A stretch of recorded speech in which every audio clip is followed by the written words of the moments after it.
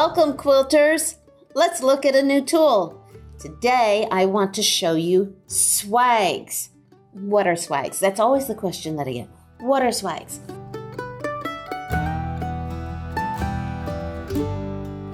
Here's what I mean by swags. Isn't that a lovely border design?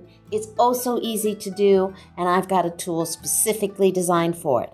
But wait for it, you know me, I'm going to find other things to do with the tool. But let's start with what it's meant to do. The swag tool has got 4 different sizes of swags. Now, a swag, unlike a chain has different depths and lengths. A swag, every single one of these is 3 inches wide, and then there's a different depth to the curve. All right, that is how you get that look. Each of them are 3 inches apart, but they have different depth to the curve. So let's take a look at how this is going to work. You will see a set of lines for registering up on all of these. And these are the lines I'm going to use primarily, but I do use these too as I'm coming back to make sure I'm lined up. So let's take a look at this. I'm going to start, and this is just me personally, I like to start when I do this with the largest of the swags. So I'm going to put my easy to see line and line it up on the line that is on my fabric. Now, I've drawn this line in. Of course, for this, it would be ideal in border designs. So you would be using a seam. For this one, for the first one, I'm going to go from right to left. Now, to do this easily and simply, you want to do one of the curves all the way down your border, then switch the size of the curve and come back. That's if you're using all 4 curves. So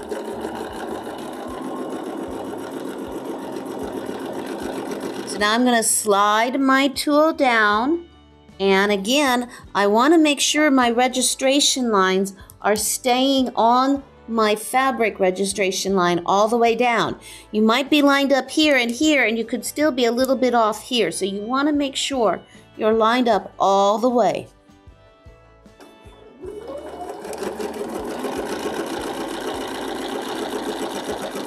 So I have my largest oval all the way down, so I'm ready now for the next one, which is right here.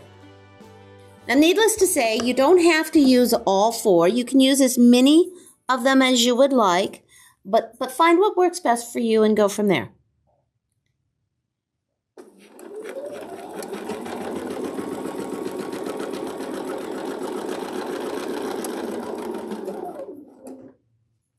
Now, here is where I start to use these lines right here so that I can make sure that I'm lined up and coming back to that point.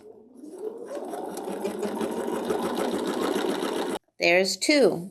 Now you can see the look you're getting. Makes a nice little drapery effect. Again, you don't have to use all 4. You could just use 2. But let's find the next one.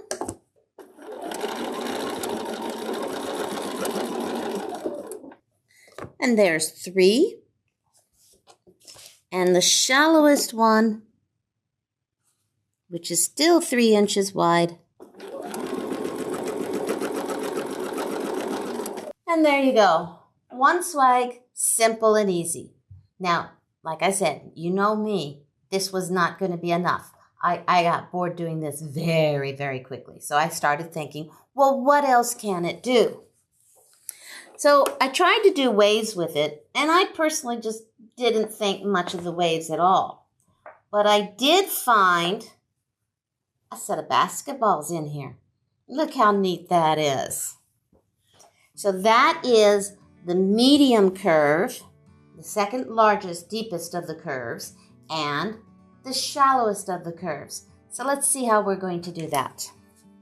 So first I need a line. So as if you've ever been in one of my classes, you know that when I teach crossing over a center line to create waves and so forth, I always, rather than come down one side, I like to go from one side to the other because that makes it easier to create crisp cross points. Now that's just how I have found it easier to do. So let's do that. So we're going to start by taking the smallest of the sizes. I'm lining up my line on the line drawn on the quilt. This could be a seam or the center line of a border. And we're going to go all the way down the tulle. So now, instead of just sliding down, I'm going to wrap around that foot and go to the other side. This will create the crisp cross points at these spots right here when I'm coming back up.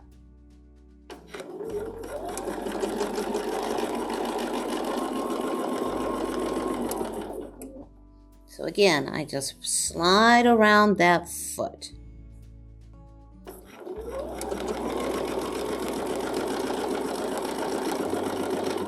So now I want to finish this, so I'm going to go back up the center and just take out and go do the other side each time.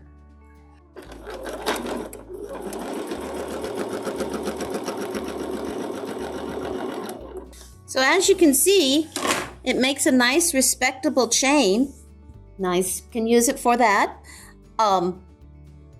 As I said, I found something else in it, but this is why you will find the swag tool in my chain gang, because of course it does make chains.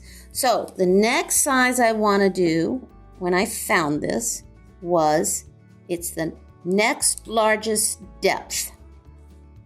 So again, we're going to line it up and we're simply going to repeat everything we just did.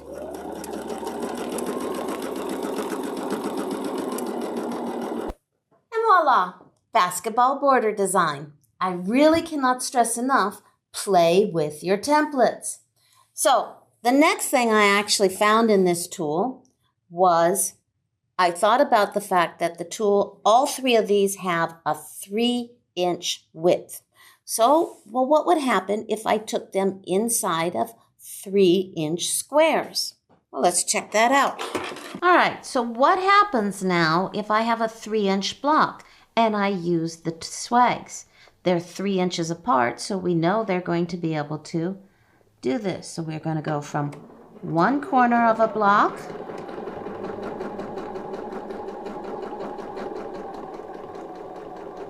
to the other corner of a block. Rotate around, line up your corners.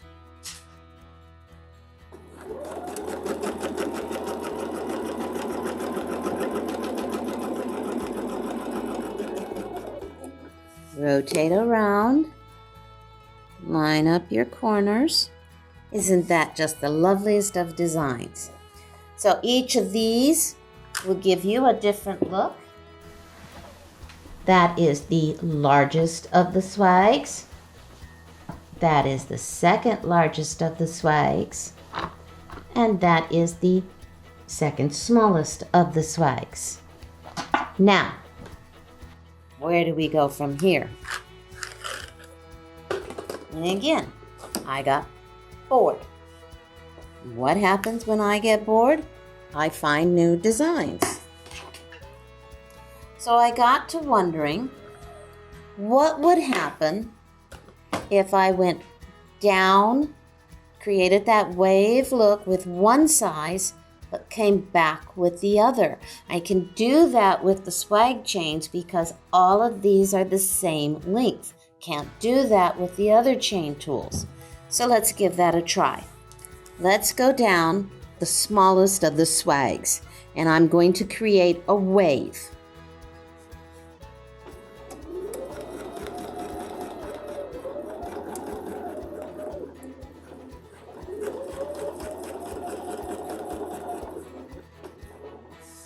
So I'm going to swing around the foot.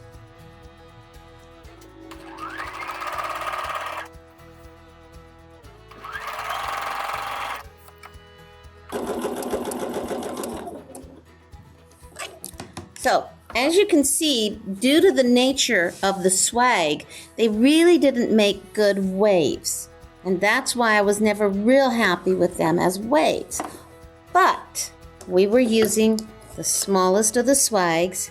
I'm going to move up to the second smallest of the swags when I go back up.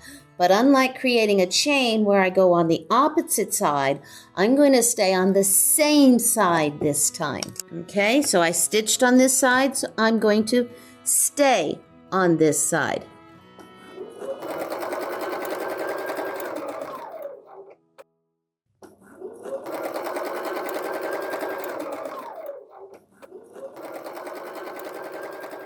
And voila, I found the most fascinating ribbons. Now check this out. Depending on how you use them and which ones you use, you have all kinds of ribbon designs. But I didn't stop there. You know me. I'm not going to stop there. I went, well, what would happen if I did these ribbons in an 8-point block? This is what happens. Aren't they lovely? They are absolutely stunning in their designs. So then I saw this in the center and went, ooh, I have pinwheels. So if you only do it once, just in and out, look at the lovely pinwheels you're creating. So let's take a look at this. This one right here is the smallest of the shallowest of the swags and the second largest. Okay, these two here are the smallest and the next smallest. So you can see how the swags are going to create lots and lots of designs, and I highly encourage you to go out and play with them and see what kind of designs you can find. So again, we have the swags in 3 different thicknesses. 1/8 inch is for low shank machines, Singer, Pfaff, Viking, Husqvarna, anybody who doesn't have a whole lot of space behind your foot right here. 3/16 is available for some low shank machines and some of the Jukies like them.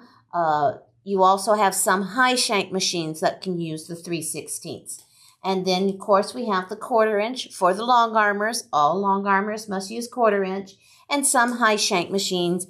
I work on a Bernina, so I use the 1/4 inch acrylic. If you have any questions about which thickness of tool you should use, feel free to call us at Quilter's Rule or check out our video on which thickness of template you should use. I hope you have fun with the swag tool. Have absolutely a wonderful time finding and creating new designs. Happy quilting!